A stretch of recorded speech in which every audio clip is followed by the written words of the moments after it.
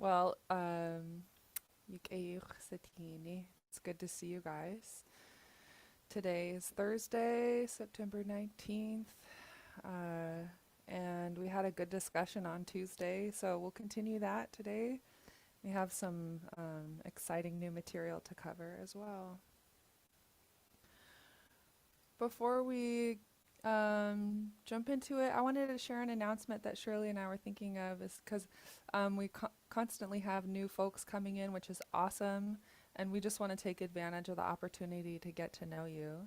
So we have a request that if you share, if you speak up in class, you want to share a story or a question or comment, that you would just let us know your name so that we can start addressing you by name instead of calling you the chef and the nurse and the other wonderful roles you play in society. We want to call you by your name. So if you're gonna share a story or a comment, just be like, "Oh, hi, this is Nila Toga. I was wondering," etc. Sound good, you guys? All right, lots of head nods. Good. For today, we're going to start off with question and answer. They can be open discussions, anything you were wondering. It can be about the stuff we covered on Tuesday or anything else. And then after our question and answer discussion, Shirley will be sharing with us about memorial services. So on Tuesday, we talked about clan houses, their names, what it was, how they were arranged, what it was like, but in the 1920s, when the beach of Huna was covered in clan houses. And then, as part of her presentation on memorial services today, we'll also share a video of the new Tlain dancers from Sitka. I just listened to it. Shirley, did you want to add anything? No, Okay. I think we want to talk about names again. That's right. I forgot to mention we'll be working on names for folks. If you do not yet have a Tlingit name and you'd like to go by something in Tlingit for this class, then I set up a sheet to show you how I do personal research. So for example, if I'm thinking, oh, I want a nickname in Tlingit, I know that some of the things I enjoy are picking berries or fishing.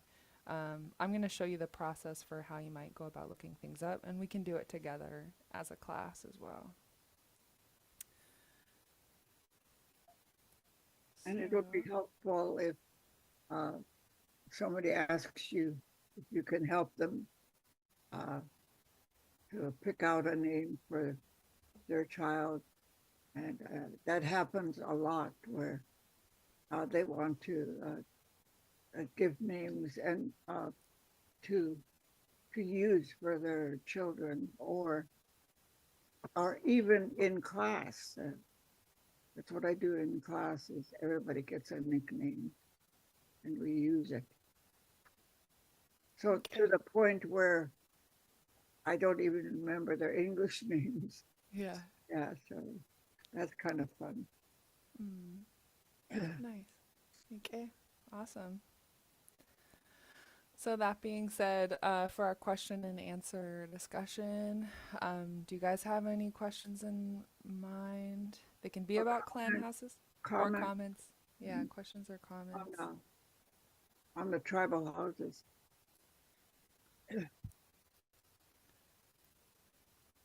What you guys got?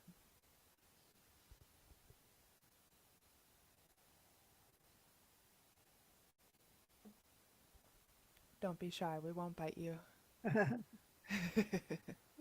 Yeah, and if we don't know, we have a lot of time to find people that can tell us. So Yeah. it's a learning process for all of us. Mm-hmm. The I just really appreciate the last class's information because my family is from Huna. So I've grown up hearing these stories, but I don't have anybody around anymore that knows a lot of this history. So to be able to hear this history is really important, and I really appreciate it. So Gunesh Chish for Uh, sharing that history on the clan houses. okay. And Shirley, that was Chaukutla. Can we hear you say your name so we know if we're saying it right? Sure. It's Chaukutla. Chaukutla. Uh, Thank you. Gunalchish. okay, gonna teach Gunesh Chish.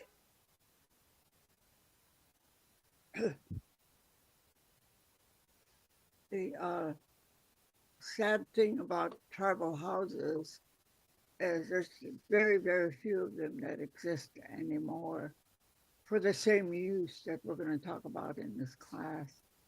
Uh, because there's a real big difference in each village. If they have an A and B hall or the school auditorium is very willing to have you come and do the party or whatever.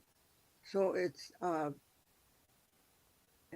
kind of sad, but it's a new generation and a new method that we will hear about from the speaker that'll be here next week.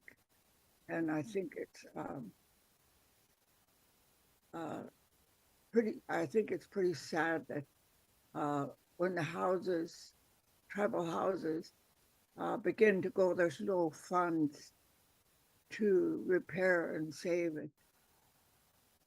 So it just the whole idea and the whole system may be because they think we don't need it anymore, or it's not required because each house has to have a house chief that lives there to take care of the place, like I told you. Yeah. When back in the days when there were house chiefs living in the clan houses, how would they get resources if they had to do repairs?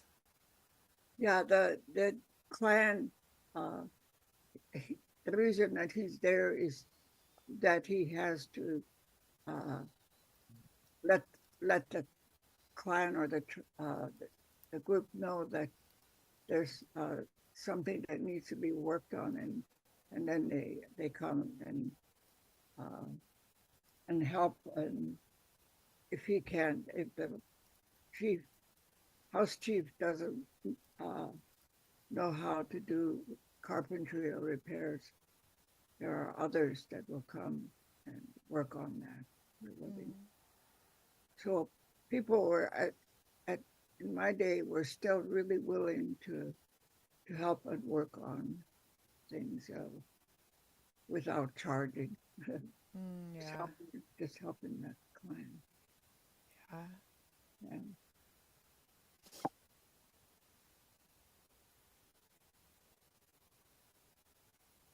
Mm. Yeah, I feel like nowadays, anytime I'm doing any work, I need to be charging people for it. And I, I don't like to be that way, but it's like I have to pay my bills and I always have to be thinking about like, can I afford to do this? So, yeah, I would like to return to ways of thinking where you're just contributing without expecting something in return.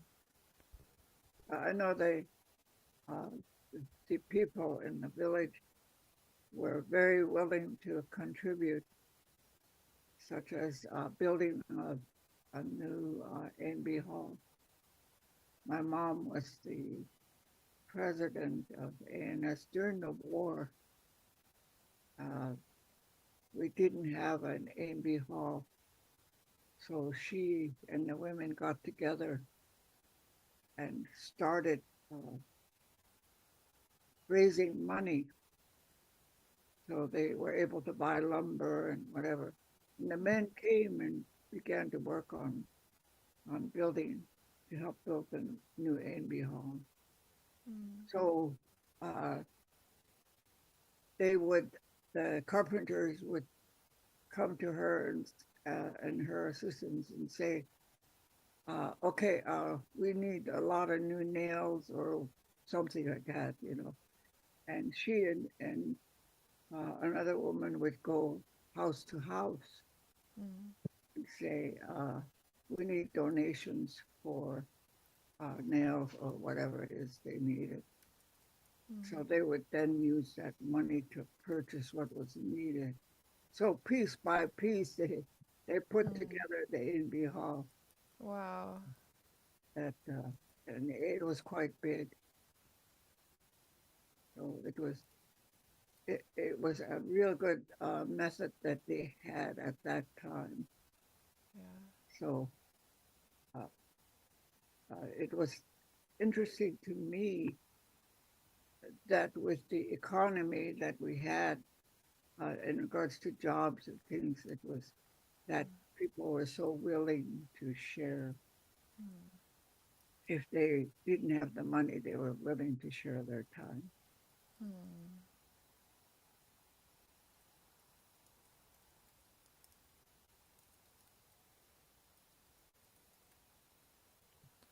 That is really good to hear.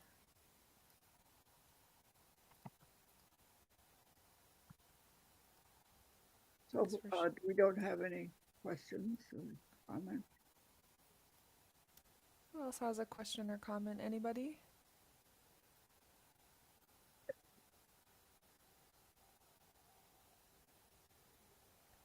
No pressure. Yeah, I'd like to share a story, and this is about a tribal house. At that time, they were already using a house chief uh, when the white man came, and the white man began to collect uh, items or things that they would like to buy or use, artwork from the natives. And this was in Kwakwan, I think. It was the Brown Bear House, and I'm pretty sure it doesn't exist anymore, but there was a house chief that lived there, and they had a beautiful screen uh, that we talked about in class. And the screen was very picturesque. It was like the landscape of Southeast in the background.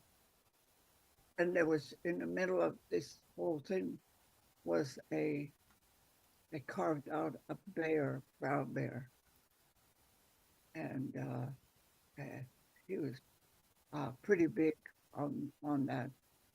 And then the artist took copper and covered the whole brown bear uh, with copper, and I guess it was really really attractive. And so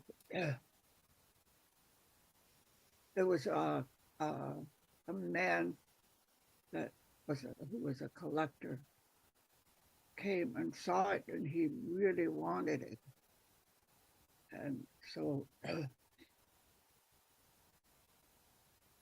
he said he wanted to buy it, to get permission to buy it, and the house chief said, "Well, I don't own the house. I just live here to take care of it, but I can ask the chiefs."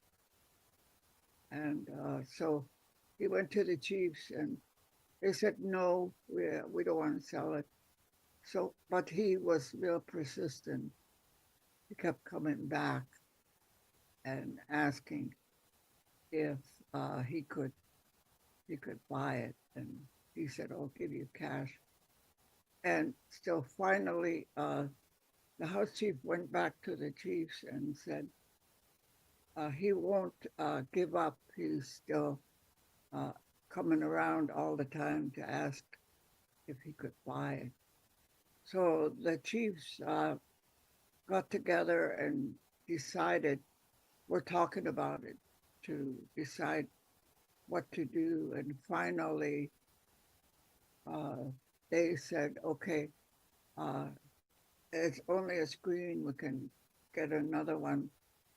Well, go ahead and sell this one to that man for $1,000. Uh, so if you can imagine $1,000 in the early days, that was quite a bit of money. So the house chief went back to the collector and he said, the chiefs are willing to sell it to you for 1,000. And so the collector said, I'll give you 500. So the house chief was really shocked. He went back to the chiefs and he told the chiefs, he said, the man thinks it's only worth 500. And after a discussion, I guess they were kind of tired of hearing it. They said, okay, just let him have it. So he got the screen for $500. Wow. And I think he must have been a private collector because the screen never did ever show up anywhere in any collection. So then the chiefs got together after that because they needed a new screen. That they got a new screen that was designed, and they when they put it up, of course they have to have a dedication. So they started the dedication, and they said this screen uh, is cheaply made and is designed to sell. Uh, Somebody wants it, they'll go to sell it. And during the ceremony, a young boy was brought out, and they said uh, in the ceremony about the screen, they gave him a name, and because they called the screen, this one is for sale. Oh, So in Lingit, they say hunyis, goodness. hunyis for sale. Wow. Uh, and that name uh, was held on to by the Brown Bear clan from the Haines area. My son got that name, and he said, "My name is for sale." Yes, uh, and it's sounds kind of funny, but that's the story behind it, and the reason I tell it is if somewhere in any research or any findings, if that man ever gave up the screen to anybody to be put on display, that's where it came from. Uh, Oh. so and Hunyis uh, has been given down through the years to family members of my clan, and I know somebody else that I think Chris Copley. I'm Okay, familiar. yeah, I think his name is Hunyus. Huh. Yeah, so, Interesting. yeah. So the young boy was brought out right after they made the sale? No, after the ceremony, when they Oh. named it, they said the screen is for sale, and so that's when they gave the name. Before. Oh. Yeah, Interesting. yeah. What a happenstance for the So boy. I don't know. I never heard that if that particular screen ever got sold. But Yeah. anyway, that's what happened. Wow. Yeah. Was it common to sell screens like that? I think during that time, they were really into grabbing those uh, screens. They did appear in different museums.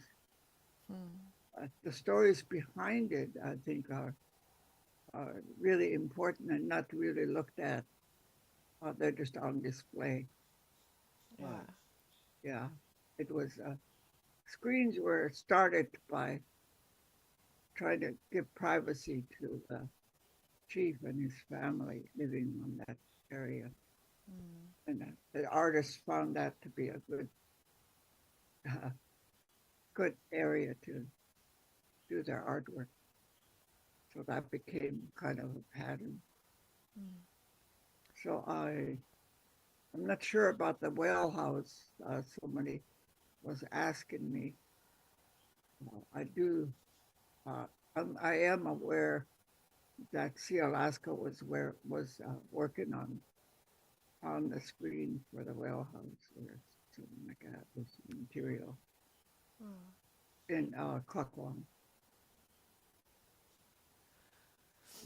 Did somebody start to ask a question? Let's practice this phrase. I wrote it on the screen because Shirley shared it with us, and then I spell checked how I wrote it. And this first word "hoon" is about selling, and Yeah, this and the second word "yes" is means like for, right, Shirley?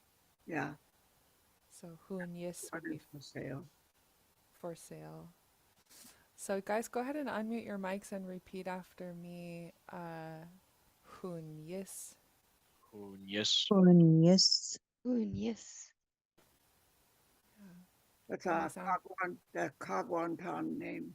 Oh, thank you. Yeah, Gunachij. Yeah. yeah. I don't want to uh, get off the subject, but maybe we need to go ahead and start on the memorial style services. That sounds good. Yeah. Do you want me to show the video first, or would you like to talk first? Oh no, when I get to it, I'll give you the cue. Okay. Um, this is in the fall time. Well, I guess I should start with when I talked about at one time how we happened to uh, come, the Clinkets happened to come to the southeast, and the migration was really interesting and exciting to know that we knew exactly where we wanted to be, and each village that has their own migration story. Uh, some of the people went all the way down to Seattle and then came back into Alaska to Southeast because they knew where they had to be. And that confused the anthropologists about, oh no, the Clinkets came from the South. And then there's a discussion. Yeah, but they say they came from the North. So if they don't know the migration stories, then it's hard for them to figure out that we all came from the North. And some people going through Canada went all the way down to Seattle before coming back up to Alaska. But I fully suspect that we all knew where to go. And that was something that really uh, makes me think about the communication systems we had. Even though there were separate groups, there was a group that went to Auk, a group that went to Haines, a group that went to Glacier Bay, there was a group that went to uh, Angoon and Sitka places, all these wonderful places, uh, making a choice. And apparently, we knew that uh, there was a lot of islands, and uh, and the reason, I think the main reason for coming to Southeast was the abundance of food that was available to us. And uh, when the anthropologists began to study us, uh, they, they came up with the idea that since we worked so hard and got our food for the winter, and there was some other foods that were available during the winter, we didn't have much to worry about. So that gave us a lot of time to develop the complex system that we now have. So I kind of agree with that. I think that's true uh, because the system that we have is pretty complex, and but it's a design that they came up with that they all agreed to use. So the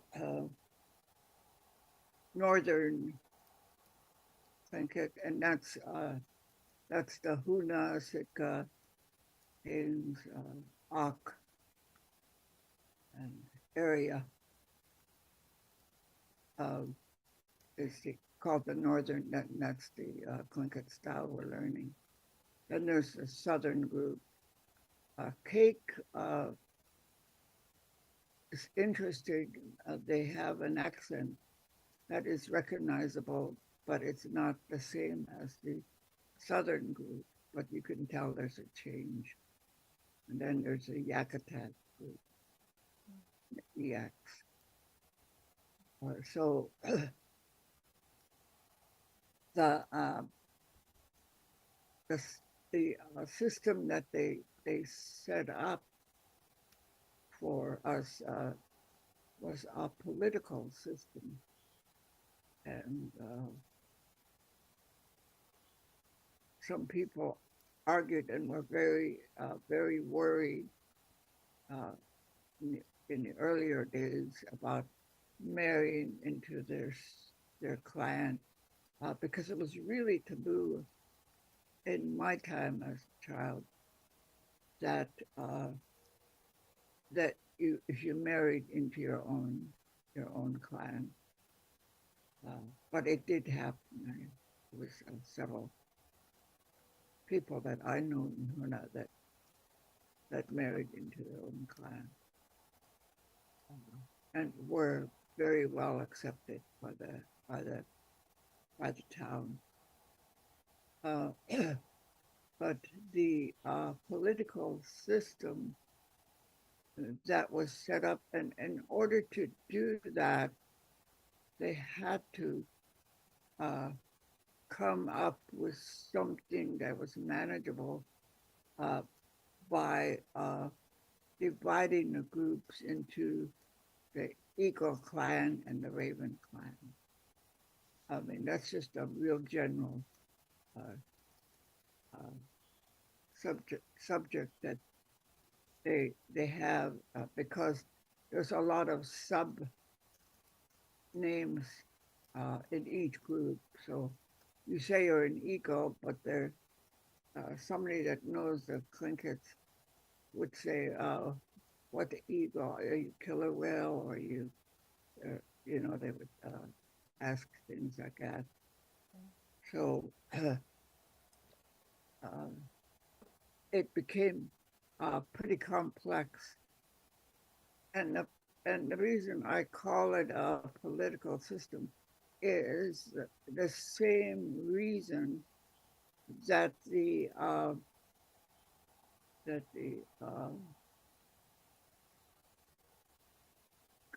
the kings and the queens uh, had the same uh, thought in that to marry the right people so that your status would increase. So it was pretty common to select a spouse from a different village.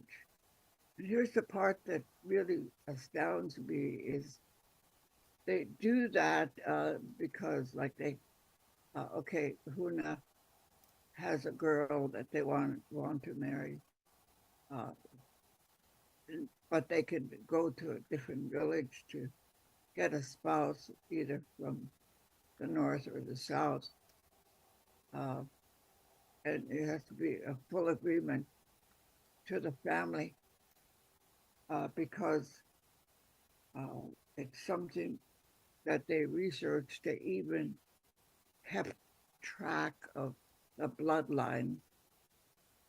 I heard people say, "Oh, that person shouldn't have been picked because their mother is, and the brother or something were too closely related," and so that's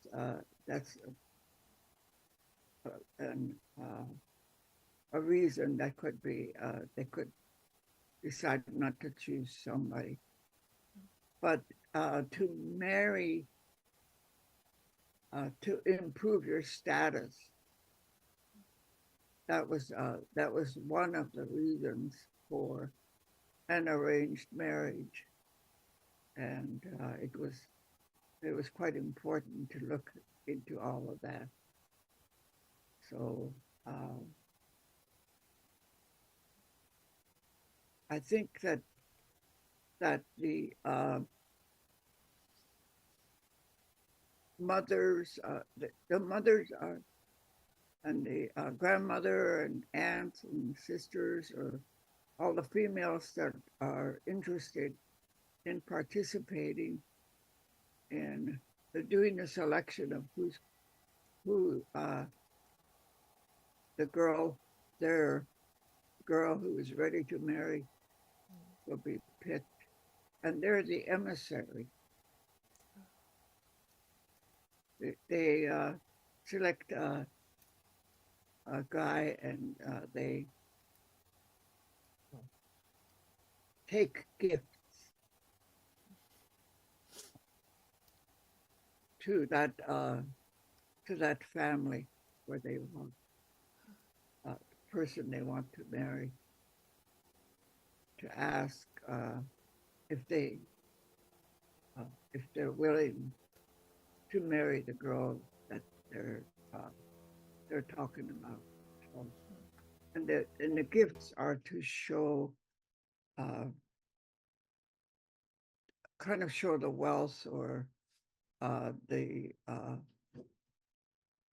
what do I want to say, the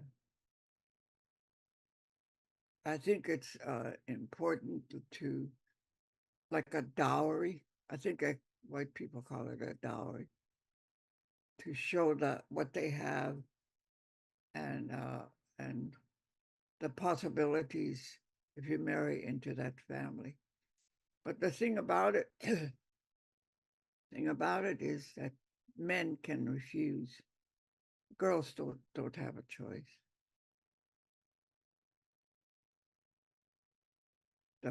The women pick somebody, and the girl has to go along with it, and they're raised to think that way.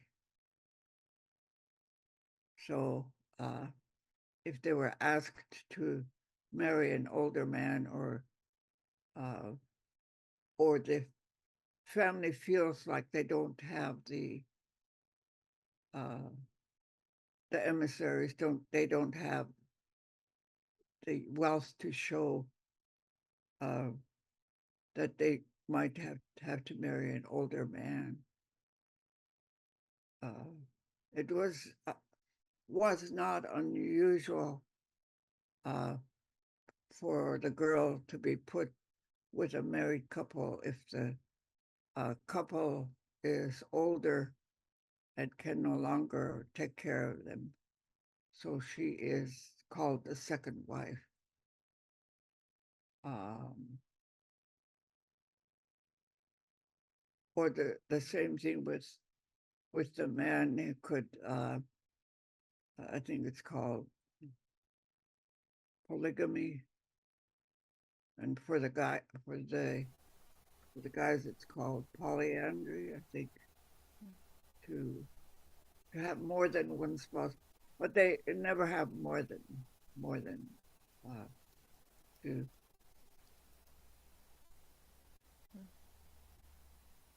Are there any comments or questions at this time? So the division of the clans was used in lots of other ways, and besides just marriage, and that's, I think, uh, marriage is one of the real big subjects about the clan, the breakdown. I think that it's and one of the uses is to talk about today's subject of the memorial services. The somebody dies, and a year later or more, depending on what the family decides. I don't think I remember anybody going more than 2 years after the person dies. They need to take care of it. And so within a year, they have the first part of the ko'ik is for the clan to get together and decide if they're going to have a memorial service. And in this case, I don't think there were people from other tribes, other clans, and other visitors that attended because it seemed kind of small. I did get invited once as a young person to be a part of the memorial service, and that is super long. Sometimes it goes all night, but they really have a lot of food. They feed you constantly, and during this time, uh, the the chiefs of the different clans, uh, let's say that the ravens are going to run the memorial service, and their count, council of chiefs decide who's going to be the speaker, and depending on the relationship to the people they want to memorialize.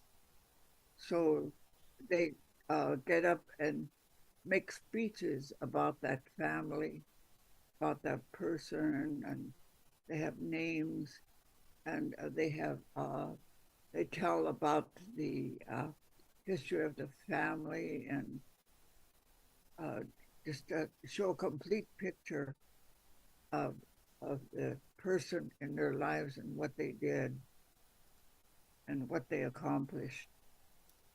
So it just is a really sad time when I went there to the memorial party. And this is you might have heard about cry songs, and this is the time when they used the cry songs. They talk about an individual of a certain branch of the ravens, and they can sing the cry song for that family, and those songs are I think there is an example that was done by Paul Marx's uncle. Uh, and he describes the whole song. But I couldn't get a copy of it. I think I started too late looking for it. So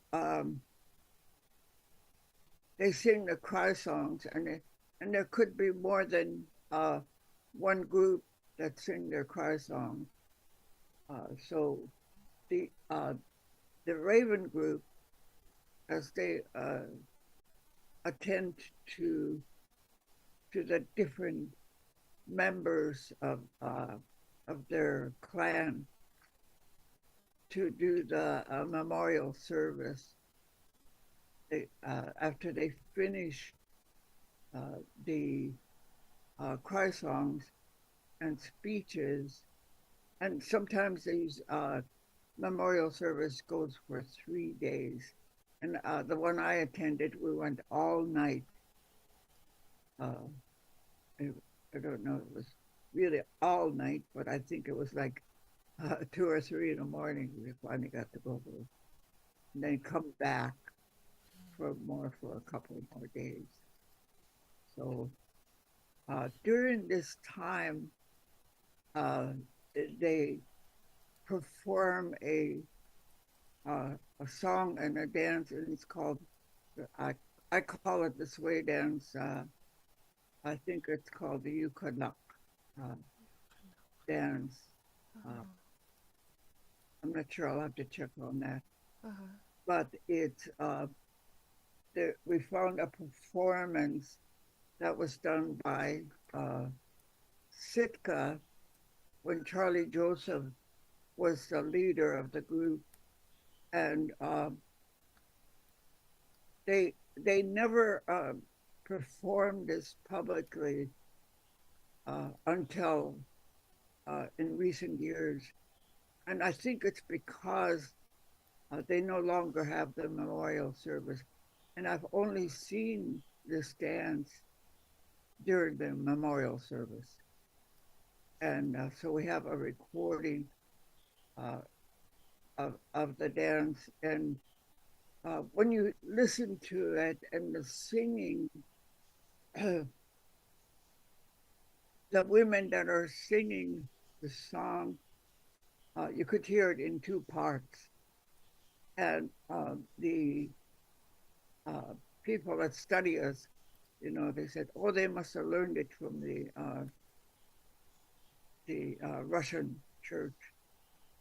But I don't think so. I think we always did it. And there were some women that could easily do it during most of the songs, but in this particular song, if you listen real closely, you could hear the 2 parts of the women singing, and the dance that is quite athletic. I think I've seen it performed, and nowadays they are performing it in public, whereas as a child, I never saw it, only in the memorial service. But since we don't have that anymore, I think it's really good that they introduce it and use it for the public to see. So here's Sitka Dancers New Tane. Charlie Joseph conducted this. Okay, I'll put it on now. While I'm playing the video, we had a question in the chat. Yeah. The question is, what is a cry song, or why is it called a cry song? And does the opposite clan sing the cry songs? The cry song is exactly what it is. It's a sad goodbye to the person that's gone, but it's also to honor the opposite clan. So if we could get a chance to find the cry song for the Tukahadi, which is the Raven clan, we'll try to get that, because it's really that the song was given to the Clinkets as a whole to be used as a Clinket anthem. And it works really great as an Indian, as a Clinket anthem. But yeah, that's when they finished talking about a certain member that died or members, and in honor of them, they have a cry song, and there could be more than one cry song during the memorial service. I hope that answers. Thank you, Shirley. Should I play the video? Yeah. Okay, here we go. So this is the New Plain Dancers' first performance at Celebration 1986. And the song starts at the 23-minute mark, so I'm starting it just a little before that so that the speaker, we can hear their words.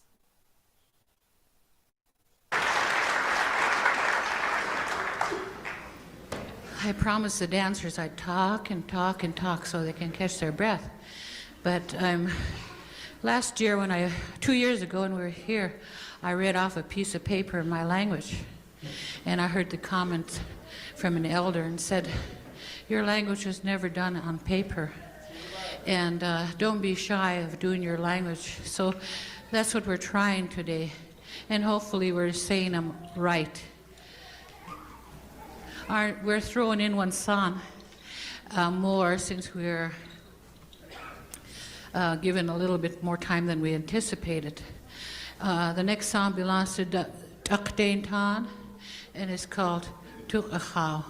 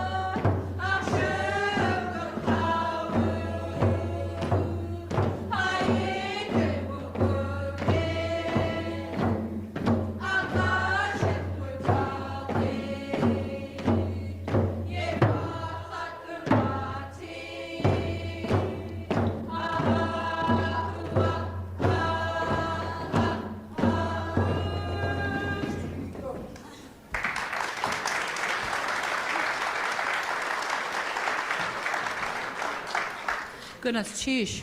All these songs have big stories behind them. Each song is composed with something in mind, a story. Before we do our final number, I'd like to introduce the dancers. Long ago, we used to have women that sat on the sides. I'd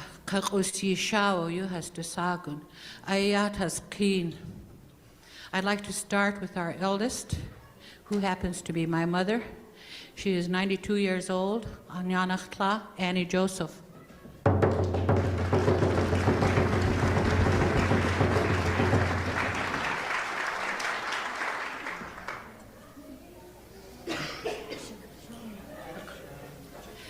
And Annie is Luknaksha, like I said, and our next lady is Kiksadi, and her Lingit name is Shani Mary Perkins.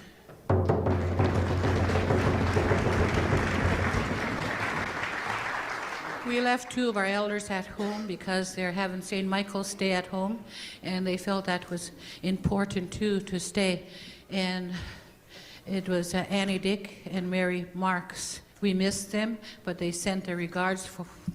And our next lady is also my sister, Luknaksha Das Uch, Esther James.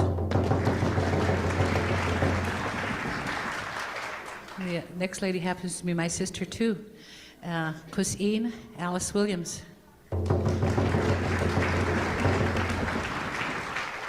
The next lady is also my sister. Her name is Kodik Eitla Vida Davis. I'd like to introduce you to the president of this group, of the new clan. His Lingit name is Leutuish Lugnachadi Herman Davis.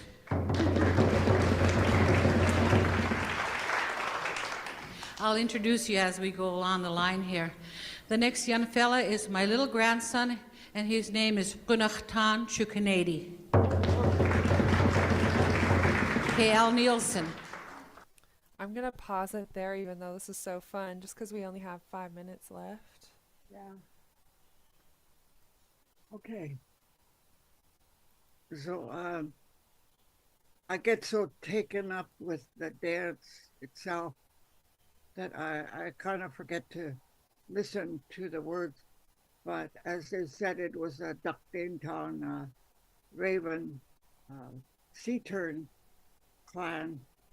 So I've seen this particular song before, but as a child, I never saw it performed publicly. It was always done only at the memorial service. So if you have any comments or questions, you might keep it in mind. We don't have much time for discussion anymore, but that's the presentation on the memorial service. We didn't get to talk about the Nakani. That's a term you might have heard before, where the Raven clan, if the Raven clan is going to have a party, they can choose an eagle as the Nakani. That means a brother-in-law to the clan. And specifically, that person has to do a lot of work. We can talk about it at the next session. Okay, awesome. Yeah. Well, this is so helpful. Shaksani kik think gonna chish klein yukatangi. Yeah.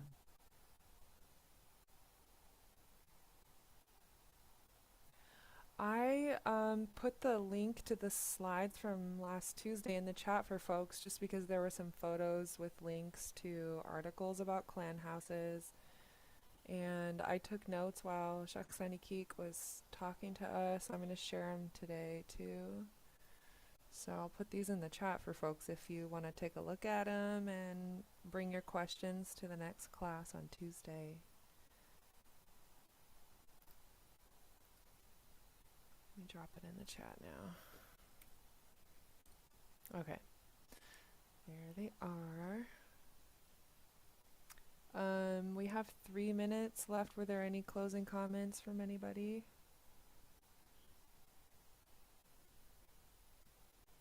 Has anybody seen the sway dance before? I think Huna does perform it. Yeah, hello, this is Kaya Kaudukat. I've Jeez. seen the sway dance before in Sitka. I used to live there.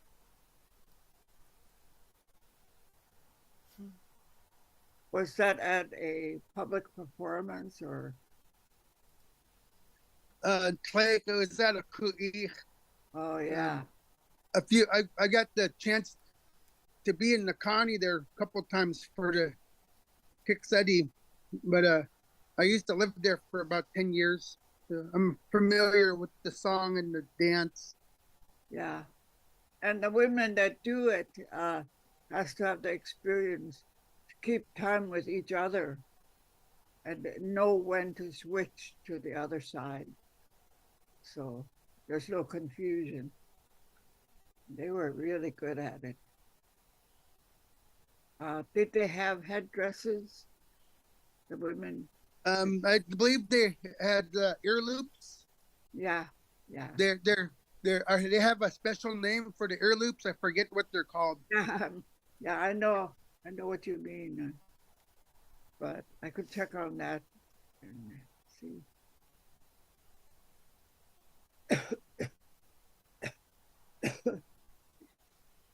I heard her say, "Shawat" when she was introducing the women at the end of the performance. Yeah. Oh, we had a comment in the chat. I love the culture part of class. I'm learning our culture late in life, and these lessons are so valuable and appreciated. Gunas Chish.